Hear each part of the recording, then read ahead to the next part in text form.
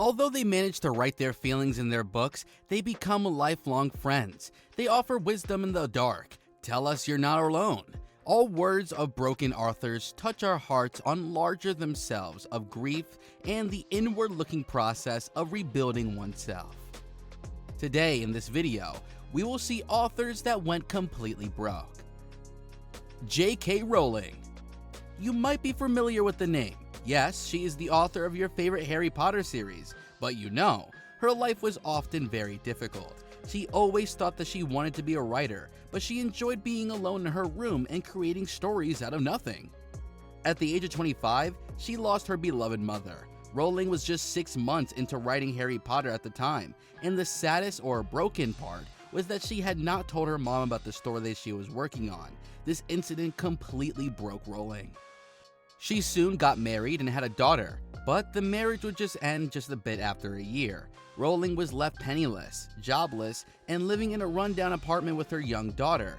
Brave Rowling survived off of welfare and continued to write the book that would change her life. Laura Ingalls Wilder. Laura Ingalls Wilder is best known for The Little House on the Prairie series, a book she wrote based on her childhood growing up in a pioneer family. She was born in 1867 and lived to be 90 years old. However, she did not have her first book published by Harper & Brothers until 1932, when she was well into her 60s. Prosperity and wealth were not even a glimmer in her eyes until then. When she was 18 years old, she got married to her husband Osmondo, who was 10 years older than her. They had a homestead claim that was doing pretty well. They had a daughter named Rose a year later, and a son 3 years later after that, but he died shortly after birth. And being a mother, this incident broke her completely. Also, her husband was left partially paralyzed after an illness during their first few years of marriage. This further adds pain in Wilder's life and completely broke Laura Ingalls Wilder. Diana Athill. She was engaged to an Air Force pilot, Paul, whom she met at the age of 15. Her work, instead of a letter, tells us how he broke off the engagement and abruptly stopped writing to her. 2 years later, she received a curt note asking her to release him from the entanglement so he can marry someone else. She felt like hanging on when all is lost. Athill writes elegantly about the shabbily gently of her childhood and her later career as a literary editor. She struggles to rebuild a personality taken apart by sadness. Christopher Rush. In his memoir, To Travel Hopefully, attempts to reconnect with life after the cold waste of extended grief.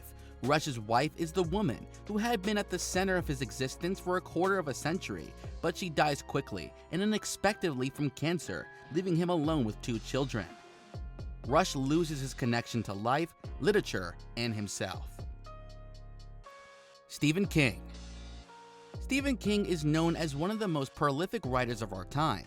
By the end of 2016, he had written a total of 57 novels, including the ones that he wrote under his pen named Richard Bachman. People may not realize how he struggled before he became an overnight success. He was born in Portland, Maine in 1947. His parents divorced when he was very young. He and his brother David spent much of their youth being shuttered back and forth by their parents in Indiana and Connecticut.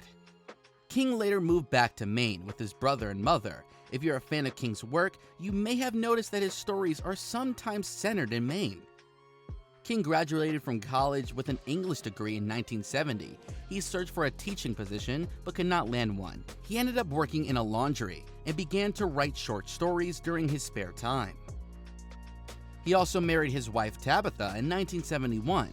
She was also a fellow writer. They struggled a lot during the first few years of their marriage with finances, and seeing financial condition regard himself as the man who didn't fulfill his wife's need broke him completely. William Butler Yeats. As you know, Yeats was an Irish poet, dramatist, writer, and one of the most foremost figures of the 20th century literature. He was known as a driving force behind the Irish literary revival and became a pillar of the Irish literary establishment.